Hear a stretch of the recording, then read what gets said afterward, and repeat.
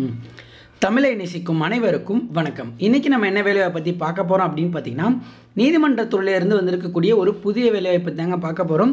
So இந்த வேலைவாய்ப்பு மாவட்ட வாரியாகவும் வந்திருக்குங்க. எந்தெந்த மாவட்டத்தில் வேலைவாய்ப்பு வந்திருக்கு, என்ன தகுதி, என்ன குவாலிஃபிகேஷன் அப்படிங்கிறத பற்றி தாங்க இன்றைக்கி இந்த வீடியோவில் பார்க்க போகிறோம்.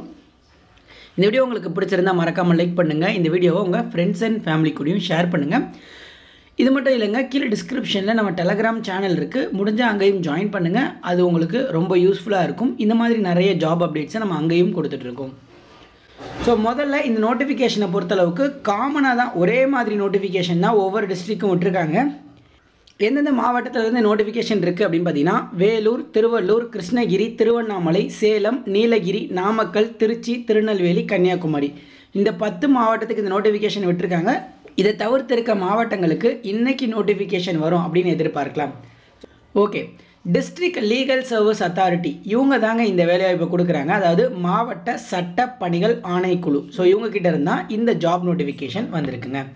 ஸோ நோட்டிஃபிகேஷன் பொறுத்தளவுக்கு 27/8/2024 அன்றைக்கி தாங்க கொடுத்துருக்காங்க. லாஸ்ட் டேட்டை பொறுத்தளவுக்கு 10/9/2024 வரைக்கும் இருக்குது. இப்போது இதற்கான இம்பார்ட்டன்ட் டீட்டெயில்ஸ் கொடுத்துருக்காங்க பாருங்கள். போஸ்டிங்ஸை பொறுத்தளவுக்கு பார்த்திங்கன்னா இதே நம்பர் ஆஃப் போஸ்டிங்ஸ் தான் எல்லா டிஸ்ட்ரிக்ட்க்கும் கொடுத்துருக்காங்க.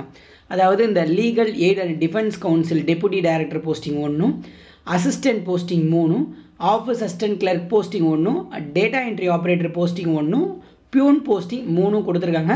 ஸோ இதே மாதிரி ஒவ்வொரு மாவட்டத்திலும் இதே வேக்கன்சிஸ் கொடுத்துருக்காங்க.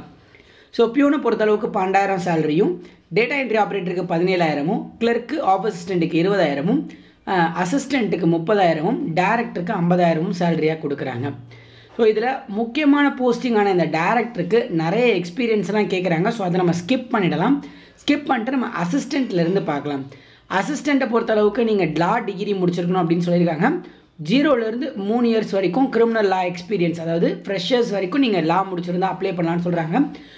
ஓரல் அண்ட் ரிட்டன் கம்யூனிகேஷன் ஸ்கில்ஸும், எக்ஸலண்ட் ரைட்டிங் ஸ்கில்ஸும், கம்ப்யூட்டர் நாலேஜும் இருந்துச்சு அப்படின்னா நீங்கள் அப்ளை பண்ணலாம். உங்களுக்கான ஜாப் டிஸ்கிரிப்ஷன் கொடுத்துருக்காங்க. அதாவது உங்கள் வேலை என்ன மாதிரி இருக்கும்னு அதை மட்டும் நீங்கள் செக் பண்ணிக்கோங்க. அடுத்து ஆஃபீஸ் அசிஸ்டண்ட்டை பொறுத்தளவுக்கு ஏதாச்சும் ஒரு டிகிரி முடிச்சிருக்கணும் அப்படின்னு சொல்லியிருக்காங்க.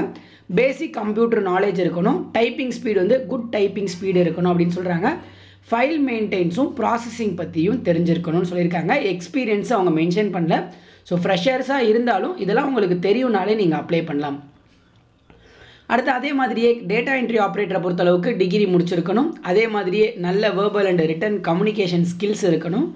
அதே மாதிரியே டெலிகம்யூனிகேஷன் சிஸ்டம், அதாவது டெலிஃபோனு, ஃபேக்ஸு, ஜெராக்ஸ் மிஷினு, இதெல்லாம் ஆப்ரேட் பண்ணுற நாலேஜ் உங்களுக்கு பேசிக்காக இருக்கணும். உங்களுக்கும் நல்ல டைப்பிங் ஸ்பீடு இருக்கணும் அப்படின்னு சொல்லியிருக்காங்க. அடுத்து அதே மாதிரியே அட்டண்டன்ட் ஆஃபீஸ் பியூனை பொறுத்தளவுக்கு 8ஆம் வகுப்பு தேர்ச்சி பெற்றிருந்தால் அப்ளை பண்ணலாம். இந்த க்ளீனிங் ஒர்க் பற்றிலாம் கொஞ்சம் தெரிஞ்சிருக்கணும். அதாவது இந்த டோரை க்ளீன் பண்ணுறது, செவுத்தை க்ளீன் பண்ணுறது, இந்த மாதிரி விஷயங்கள் மட்டும் தெரிஞ்சிருந்தால் போதும் அப்படின்னு சொல்லியிருக்காங்க. ஸோ இதை பொறுத்தளவுக்கு இந்த போஸ்டிங்ஸ் உங்களுக்கு 2 இயர்ஸ் கான்ட்ராக்ட் பேசிஸ்லாம் எடுக்கிறாங்க. பெர்மனன்ட் பேசிஸில் கொடுக்கல. ஸோ அதுக்கப்புறம் கான்ட்ராக்டை பெர்மனெண்ட்டாக மாற்றுவாங்களா அப்படிங்கிற ஐடியாவும் எனக்கு இல்லைங்க இதை பற்றி. ஸோ அதனால் இதை மட்டும் நீங்கள் செக் பண்ணிக்கோங்க. அவங்கக்கிட்ட ஒரு வேளை அப்ளை பண்ணும்போது கேட்டுக்கோங்க. இப்போ அப்ளை பண்ணுறதுக்கு கீழே டிஸ்கிரிப்ஷனில் அவங்களே ஒரு அப்ளிகேஷன் ஃபார்ம் கொடுத்துருக்காங்க. நான் அதை ஆட் பண்ணியிருக்கேன். அந்த அப்ளிகேஷன் ஃபார்மில் உங்களோட பேசிக் டீட்டெயில்ஸ் எல்லாமே கேட்டிருக்காங்க. ஸோ இந்த பேசிக் டீட்டெயில்ஸ் எல்லாமே ஃபில் பண்ணிக்கோங்க. இந்த இடத்துல பார்த்தீங்கன்னா list of documents to be அட்டாச்சில் பார்த்துங்க.